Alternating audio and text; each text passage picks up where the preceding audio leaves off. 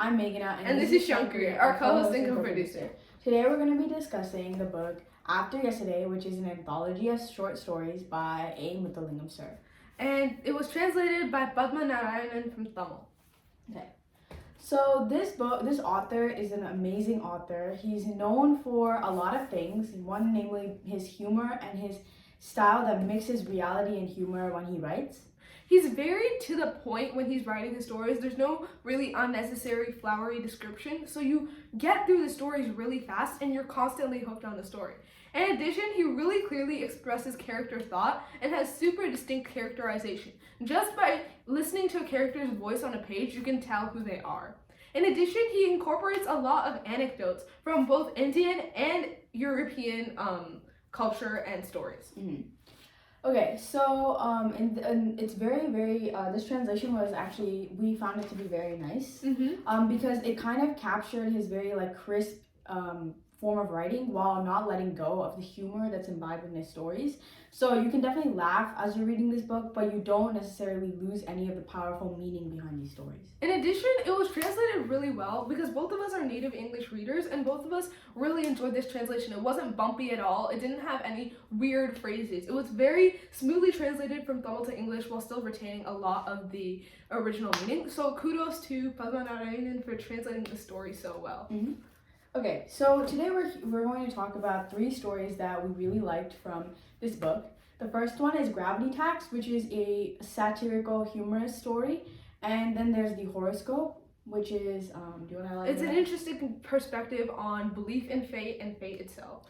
And then finally we have After Yesterday, which is kind of talks about the immigrant experience and fitting in with your cultural identity. Okay. So I'm going to give a brief summary on Gravity Tax. Gravity Tax is essentially a very satirical, humorous short story that's mostly done. Its style is very unique because it's mostly told through dialogue between a government officer and a regular citizen. The reason the story is called Gravity Tax is because the story talks about this guy having to pay a gravity tax to the government for using the Earth's gravity. And as the book goes on, there's even more ridiculous taxes added, such as paying a tax for the Earth spinning around the sun, and the justifications get even funnier. To read you an example of a justification that this person uses when they're paying the gravity tax, there's obviously this one right here, when they're justifying spinning around the globe. Oh yeah, so but if I don't pay the Earth gravity tax, can you sever it? Even a resurrected Newton will not be able to do that. Sir, if you, who cannot read a circular, could come up with such brilliant reasoning, just think how deeply the scientists of this department would have analyzed all possible issues.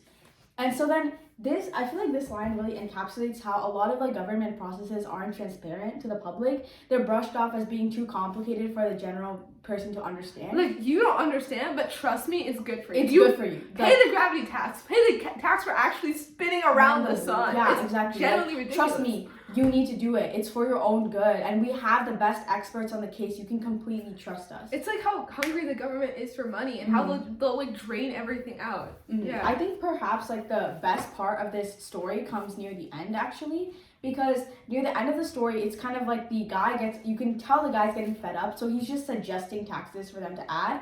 He says, you can pay your Earth travel tax, you can pay a tax for looking at the stars, you can pay a tax for doing all of these things because you're using up that energy and somebody needs to pay for it, right? These things can't run by themselves, right? Yeah. And so then it's kind of how the story provides a really clear view on how the government can manipulate you into doing things that you shouldn't necessarily be doing. And if you use logic and common sense, you can kind of figure out you shouldn't be doing it. But it shows you how the government can sweet talk you into believing something is actually useful for you. And it's the way that whenever he says oh, I don't understand it, they blame it on him being oh, you haven't read the circular, you're not smart enough to understand it. You're not reading the government reports. You need to be capable enough to read all of those things so you can understand what is going on to you. Yeah, exactly. So even in this funny story, it's really funny, genuinely, but there's a lot of meaning embedded into it. Because it's kind of like the government gaslighting you into thinking that you're the problem because you haven't read enough, when in reality they're the ones greedy and power hungry, and so they will use you to the very last drop. In fact, in the story, a person who is unable to pay his gravity tax basically gets sent up to space, And then is charged, when he comes back down, he is charged for the time that he spent revolving the earth and space in his prison. And the guy's like, what if he can't pay it in this lifetime? And the person says, oh, his descendants will pay it, so on and so forth. Yeah. So it's kind of like just carrying a burden that nobody really needed you to carry. It's just that you're carrying it because somebody told you to. Mm-hmm. So yeah, that's Gravity Tax. The second story of this book collection that really fascinated us was the story called The Horoscope. It's, as I said, it really talks about fate and what it means to different people. It revolves around this daughter who was born to a family of 7 children. So she has a lot of siblings, and her father and mother are both really deep believers in horoscopes and astrologers, particularly her father, who takes all their horoscopes, keeps them in a box far away from the children where they can't reach it. And the daughter feels that she has no direction in life just because her horoscope got messed up when she was born. So she doesn't really know what she's going to do with herself. However, everything changes when an astrologer comes and tells them that because all of them were born at nighttime, their fates are going to be messed up because all of them are imbued with demonic qualities, and so they need to be separated from each other. So she ends up going to boarding school. Some of her brothers end up living at their aunt's house. They all get separated from each other, and then the Sri Lankan war starts, right? And that adds a new layer of depth to the story, and all the siblings are completely split up, completely cut off from each other. And this is written for the main character's view as an adult when she's far past all of these experiences, and she's just kind of thinking about everything that happened. She's like, the astrologer and my parents used to always say oh, nighttime is when all the demons come out, it's when all the demonic qualities happen. Right now though, it's nighttime in Toronto where I live now, but it's daytime in England, for example, and it's definitely daytime in Ceylon in Sri Lanka. So what really defines a demonic time? Does that even really matter? And she just thinks about how all of their fates, all of herself and all of her siblings' fates have just changed and diverged from each other. Her brother's horoscope was to become a successful lawyer, but in the end, she says how he climbed the steps of the court only as an accused as he was participating in the Sri Lankan war. Right? And it just ends with this such a powerful line. And she's talking about her siblings here. Some gathered speed and crossed the boundaries. Some stopped right on reaching the target. Some did not even reach the door. That's just how much their fates have diverged and how little the opinions of the astrologers mattered. I think it was making a very important part of how destiny is not really in your hands. Mm-hmm. And even if you try your best to predict what fate has in store for you, that's not necessarily what's going to happen. Yeah. And I think at the end it was none of them knew what their fates were going to be. Mm-hmm. And they were because of the war, it kind of spread them all out in all these different locations. So some of them don't even know where the others are. Mm-hmm. And it's just kind of how a family completely split apart, and how their fates, which were once beautiful things promised to them, never ended up happening. Yeah, it was seriously it was such an emotional story. And on top of that, there's so much, we're explaining everything right now, but there's so much Muttulingam sir manages to say without saying. Mm-hmm. All of it is just merely implied, and the reader has to grasp the meaning themselves, which is so beautiful to read. Mm-hmm. Yeah. It's very he has that style of doing everything subtly yet conveying a nice message. Mm-hmm. In this case, a very powerful message. And he drags out thing of a one thread of connection through the story. In this case, that was the horoscopes and the fates. Mm-hmm. And that line that you read from the book about the doors not even being open, Mm-hmm. these kind of opportunities never opening up for some Yeah. people, that was very, very nicely done. Yeah, it was just you can never predict fate. No matter how hard you try, you never know what's going to happen. Mm-hmm. Nobody had expected the war to happen. Nobody expected all of them to be split up permanently, but it did. Mm-hmm. And that would just hit so hard for me. Okay, so the last story that we wanted to talk about was the titular story of the book, After Yesterday. After Yesterday is about cultural identity, specifically how a Sri Lankan mother is struggling to fit in with her Canadian neighbors. So basically, what this story is told from the eyes of her son, who his mother has just moved from Sri Lanka to the Canada, and so she is unfamiliar with a lot of the Canadian customs. She hangs her clothes to dry in the backyard and is promptly yelled at by the neighbors for this because they think it's indecent. She loves putting locks on every single thing. And when I'm talking about locks, I don't mean a Ring doorbell or cameras or anything like that. I mean a real bolt, a lock, that kind of thing. Mm-hmm. Right? And she bolts everything shut. Right? And she only falls asleep at night when she knows that there's a huge bolt outside of her house.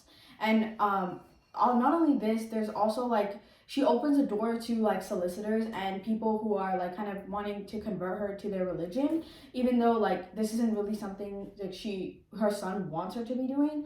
She's kind of like, I don't know why she's like taking these tiny things and making them such a big deal. Another one of those things is that anytime the home phone rings, even though it could be just salesmen and advertisers or even more solicitors. Her son specifically says that it's the landline. The only people who ever call it are like the commercial people. Exactly. But then she still picks it up because she's like, what if it's my son calling? I have to answer. So all of these things kind of weird her son out because he's unable to understand why she's making such a big fuss over such small things.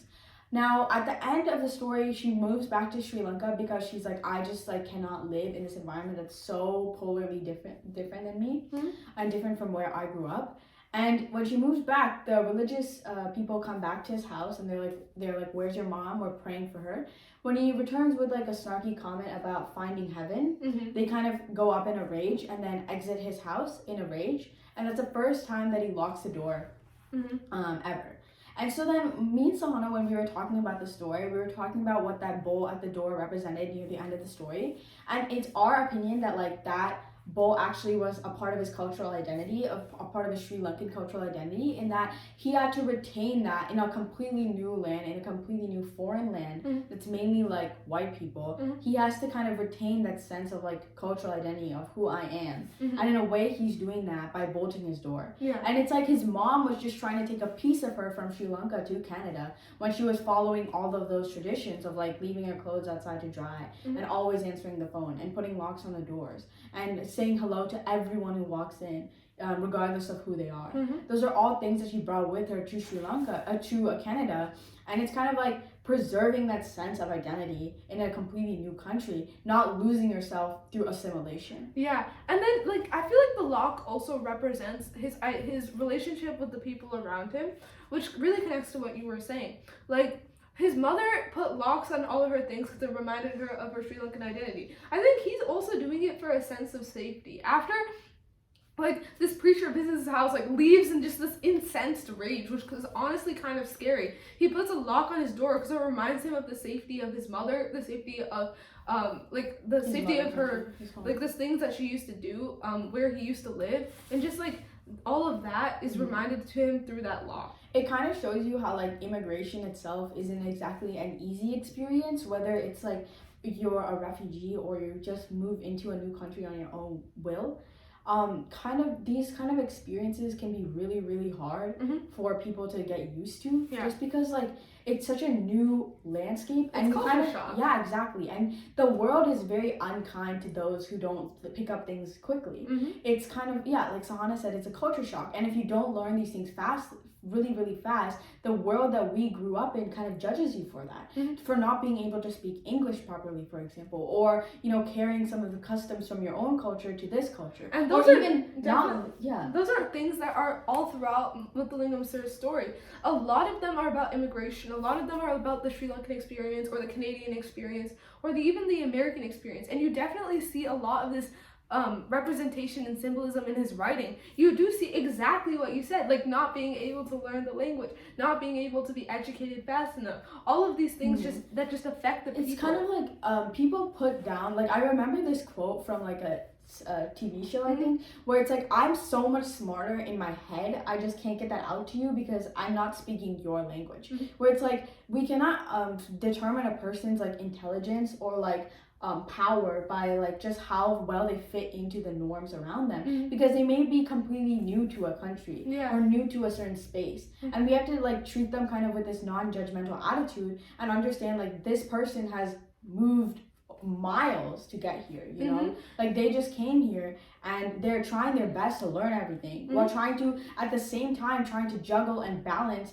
their sense of cultural identity so they don't lose whatever they have left. And like it's just that reading this book as the daughter of a Tamil immigrant, as a person who wants to connect to my cultural identity, as just a reader, as a person who wants to understand perspectives that are not my own, in all of those senses, it definitely connected so close to home for me. Like, even if you're not a person who's connected to immigrants, which I feel like so many people are and they don't even know it. Even if you're not a person like that, you can see so many new perspectives in the book that you wouldn't even have considered otherwise. Like, it gives you such an understanding of the world around you that you would never have seen.